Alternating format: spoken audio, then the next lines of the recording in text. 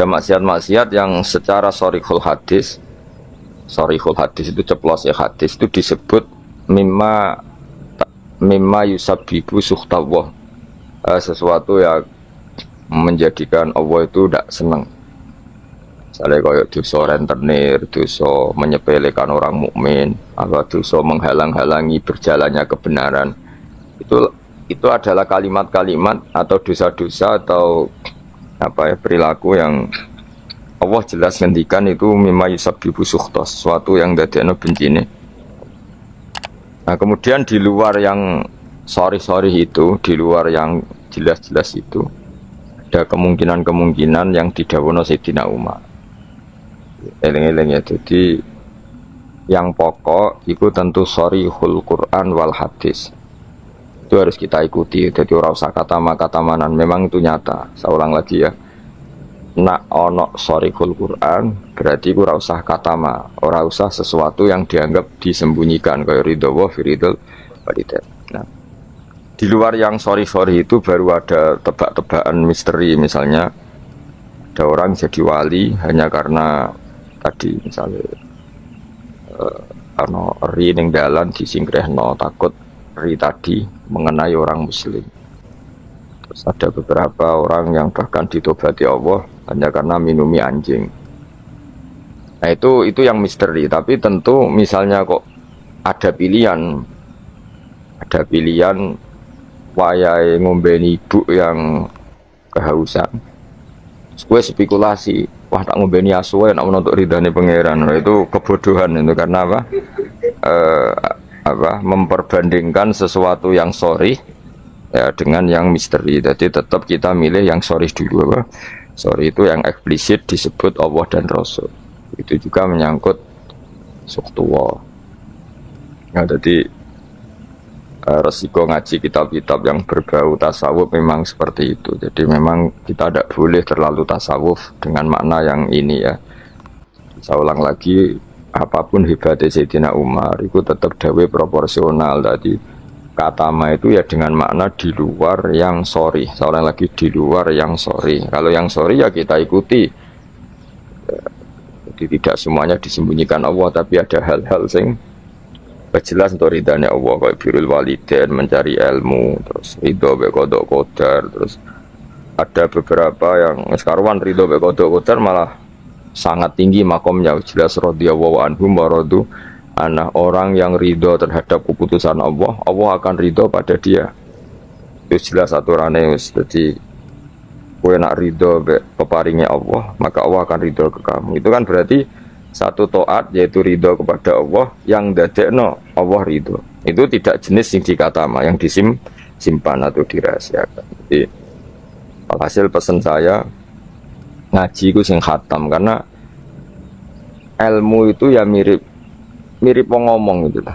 Jadi misalnya ono wong kelaparan, mesti nganggep yang terpenting bagi dia saat itu adalah makan. Kok ono wong kehausan, yang penting saat itu ya minum. Terus kabeh diomongkan yang terpenting. Ikan gong diutang ya sementing ra ditagih kan. Nah, itu kan dekne ora iso nalar, dadi apa ora iso nalar ana wong kok enake mangan sate iku mergo dekne orientasine sementing ora ketemu debt kolektor. Nah, semua akan dikatakan itu paling penting, tapi tentu semuanya proporsional. Napa semua itu? Tapi ketika kita ngomong husnul khotimah, kita akan ngomong yang paling penting itu husnul khotimah. Tapi sebetulnya husnul khotimah sendiri, kalau kita ngomong apa artinya gue kepengen husnul khotimah, kemudian perilaku harian kamu tidak mengawal Islam, gak tau ngitmai Islam, gak tau ngitmai wong tua, sementing orientasinya mau husnul khotimah, itu kan ya keliru juga. Hasil kalau pesen semua yang ada di tag-tag kitab-kitab seperti ini KPU proporsional. Jadi katama ya dalam konteks yang katama, tapi beberapa nyatanya Nabi ngendikan secara ceplos bahwa ridho Allah misalnya firidul walidain, tidak ada kata manan. Memang ada beberapa resep sangka Nabi ini loh yang menjadikan kamu diridhoi Allah, misalnya ridho walidain, ridho Allah firidul walidain, ridho sama qada qadar, terus mencari ilmu itu jelas di hadis ridhon bima yasna, semua malaikat suka kalau ada orang mencari ilmu. Jadi itu hal-hal yang Allah menjelaskan secara detail, secara sorry, secara ceplos, secara eksplisit. Oh itu semua mahal ridho, sesuatu sing dadekno ridane Allah Subhanahu wa taala. Kemudian wali juga sama, Allah menyembunyikan walinya di antara manusia supaya orang gampang menghormati semua orang karena bisa saja dia itu wali, semua orang berpotensi wali. Tapi tentu kan ada orang-orang yang jelas rawali, orang ini ketoro, kelakuannya ketoro, terus itu kan ya kata ma itu ya yang potensi. Tidak karwane wonge pemabuk, sering menyepelekan Allah dan Rasul, pemene rasolat terus. Oh tapi kan iso wae wali. Oh, itu sudah terlalu gawe-gawe cara Jawa itu karena itu nggak masuk kategori kata ma tapi jelas. Itu juga wa kata mal mauta fil umri terus ya dan seterusnya dan seterusnya.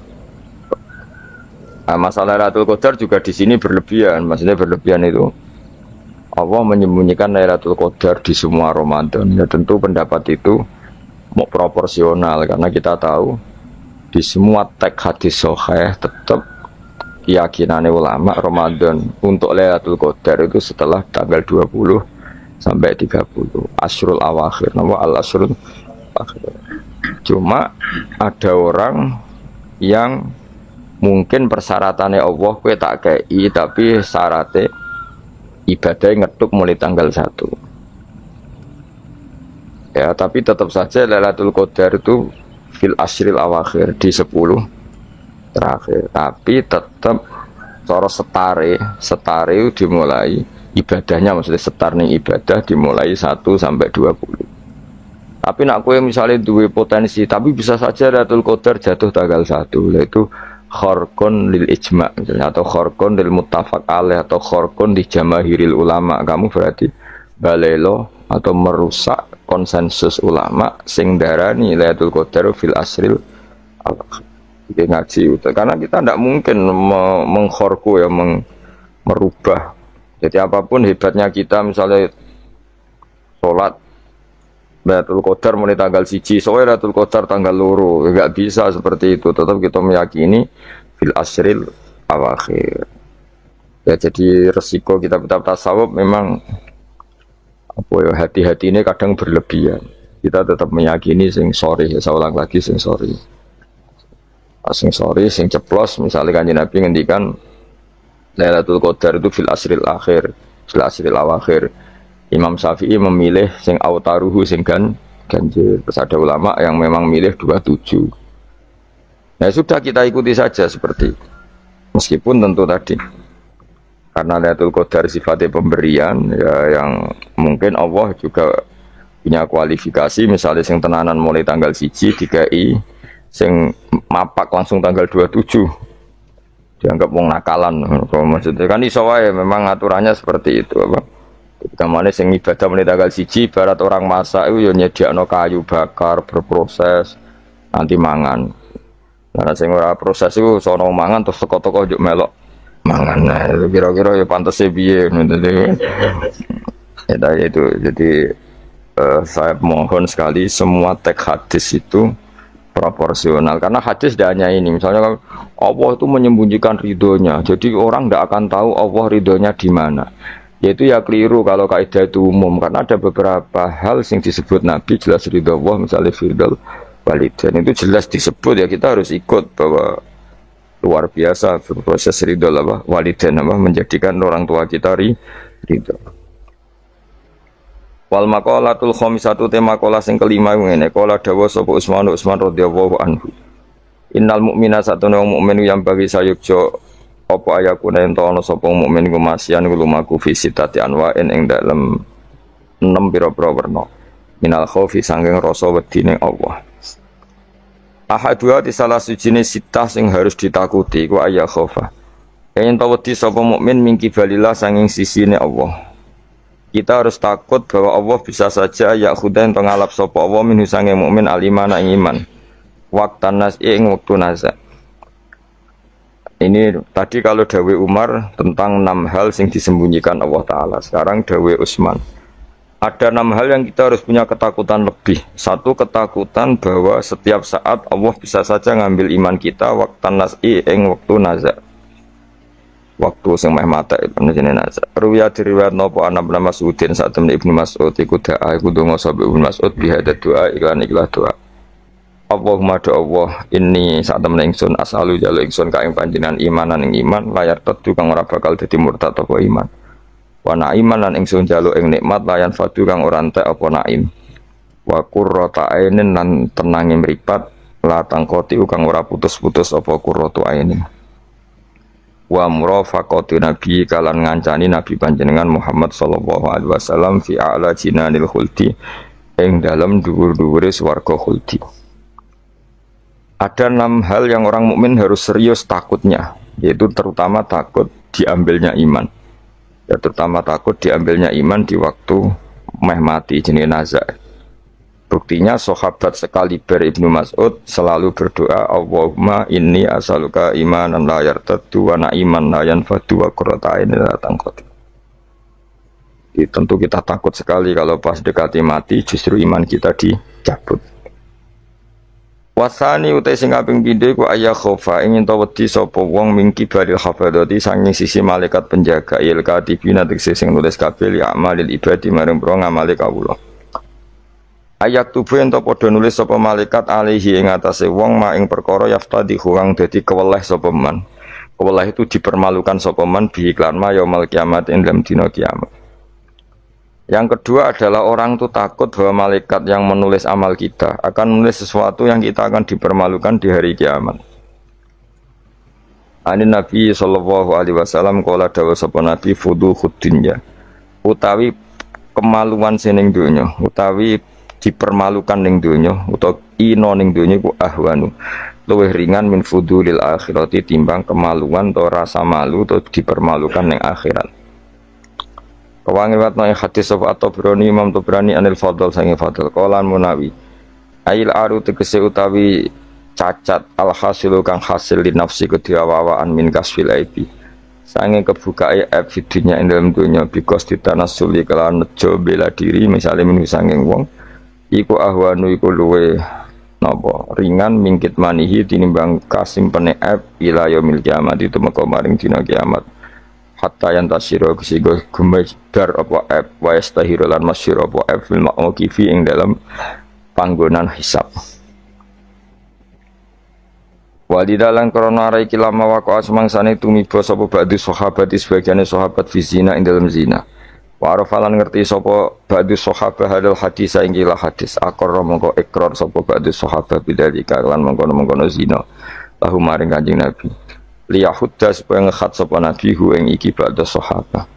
Walam yarjilan ora mencabut sapa ba'da sahabat anil ikrari sang ikrar. Ma ta'ridi semertane oleh memtokno Kanjeng Nabi. Mentokno itu menawarkan Nabi lahu maring ba'da sahabat birujuki lawan rujuk mencabut ikrare. Li ilmihi krana ngertine ba'da sahabat bi anna fadihatahu. Lan sak temene rasa malune wong fidunya ing dalam dunya bi iqamatil haddi lan dilakonine had. Iku ahwan iku luwih ringan min fadihatil akhirati timbang malu ning akhirat.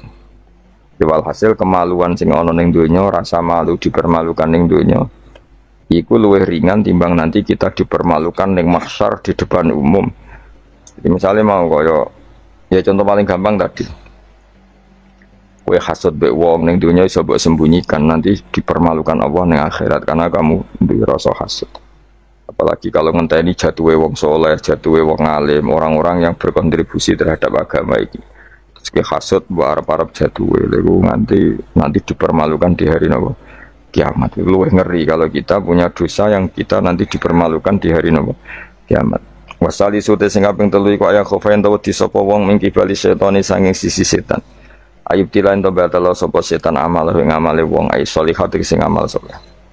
Amal soleh yang kita lakukan lama puluhan tahun, ya mau misalnya ke ngurmat yatim puluhan tahun ikhlas, tapi setelah dia jadi dokter atau jadi orang besar ketika lupa kamu terus gue getun karena ngamal sama seseorang yang nggak bisa balas jasa, berarti amal kamu itu dibatalkan. Mana orang wong alim kecuali cuek karena tadi, tapi kadang masyarakat itu ya angel kandangan. Hampir semua orang alim itu nggak suka kenal santrinya, bukan karena nggak mau, bukan karena tadi sebetulnya ingin sebar mulang ya wes mulang, karena kalau kenal takutnya itu memanajemen atau ngatur-ngatur, kok akhirnya terus gak dituruti seakan-akan wong ngajine mbek aku kok gak nuruti aku, sehingga banyak orang alim yang milih cuek itu, yang ditakdir kenal ya kenal, yang ndak itu sebetulnya hanya untuk menjaga ikhlas ben tidak selalu mengatur-ngatur. Kena ngatur-ngatur ujung-ujungnya itu hadun nafsi. Hadun nafsi bisa membatalkan amalnya dia, mulangnya itu tadi. Yang masyhur banyak orang alim yang nggak mau ditemuin muridnya, bahkan Sufyan Ats-Tsauri itu masyhur. Yang boleh sowan saya harus yang nggak pernah ngaji saya, yang boleh ketemu saya yang tidak ada urusan ngaji dengan saya. Karena takutnya tadi misalnya ada orang alim ngajar 10 tahun sama orang itu jadi orang kaya raya sukses. Kadang-kadang kan manusia ingin sesuatu karena gak dituruti, ngundat tak ulang kok gak loyal itu jadi terus banyak ulama yang milih cuek wis ditetir ketemu raya wis ya. Tapi ada saja ulama yang nganggo syariat justru dikumpul lo ben ada ikatan sampai alumni, ikatan sampai macam-macam. Ya tapi itu ijtihadnya orang macam-macam. Nah, yang jelas pastikan bahwa semua itu tidak hadun nafsi, tidak karena keinginan itu. Itu memang berat aturan-aturan menjaga ikhlas itu berat. Yang jelas saya pastikan ono wong gawe perkumpulan grup alumni ngaji atau alumni apa saja asal ndak nafsu gak apa-apa. Tapi kalau kira-kira itu nafsu ya tidak usah diteruskan karena nanti takutnya barang yang kita lakoni misalnya kayak kulo bejenengan kan ngaji Jalalain Amam, saya tentu suka nggak kenal kalau nuruti karena itu lebih aman secara ikhlas. Tapi kalau terlalu begitu nanti takutnya nggak ada silaturahim, nggak ada penguatan agama Allah karena nggak ada muasalah, nggak ada sambung menyambung. Itu kan setan itu kan di sisi muasalah ya kamu diganggu karena nanti bisa memanajemen kalau ndak tersinggung, itu juga setan. Tapi kalau terlalu tertutup memutuskan diri, mungkin selamat ikhlas karena tidak berharap dari mereka. Tapi resikonya ada beberapa santri kita yang nggak pede ngiyai karena nggak sambung dengan kiainya, atau nggak pede ngiyai karena nggak kenal kiai indukannya karena takut hukum raiso dan ilmu pas-pasan. Itu kan repot. Dan itu harus dikelola secara ikhlas. Saya punya sekian santri yang di Papua, di mana-mana. Kalau nggak sambung saya nggak berani. Takutnya kalau ada pertanyaan hukum dia tidak bisa jawab. Ada orang-orang yang sebaiknya kita tidak sambung karena tipikalnya memang nggak suka sambung. Mungkin dia wataknya pemalu atau wataknya tertutup. Kita kan tidak pernah tahu-tahu watak. Ya kalau maslahatnya putus ya putus, tapi jangan putus hubungan hati. Tapi dia tipikalnya orang yang nggak suka kumpul. Jawa itu isinan. Kan orang itu kan macam-macam. Yang penting semuanya jangan karena hadun nafsi. Itu eleng-elengnya terus. Makanya Sufyan Ats-Tsauri masyhur, soalnya muridnya moh tenan. Karena dia takut kemudian menuntut haknya sebagai guru.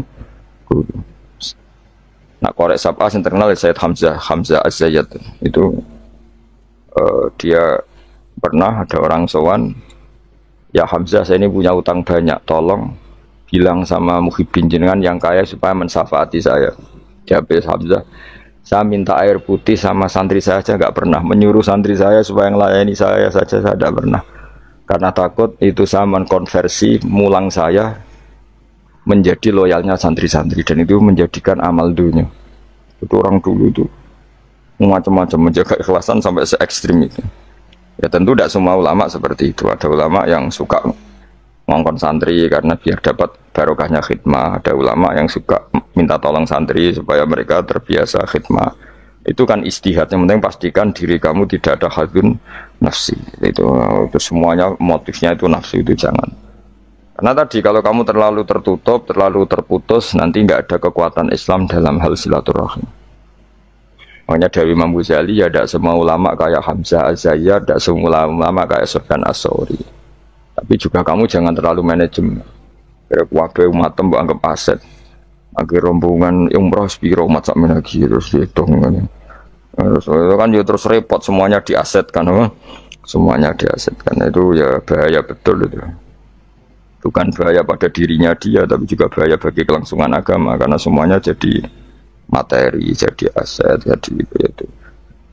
Ya sudah kita ngikuti aturannya Allah dan Rasul. Ya nak cara kula paling gampang ya wis alami wae, alami nak sing ditakdir Allah kenal ben kenal ora ya wis penting wis buan ngono kabeh. Ya sudah darhum sudah sementing tadi ikhlas.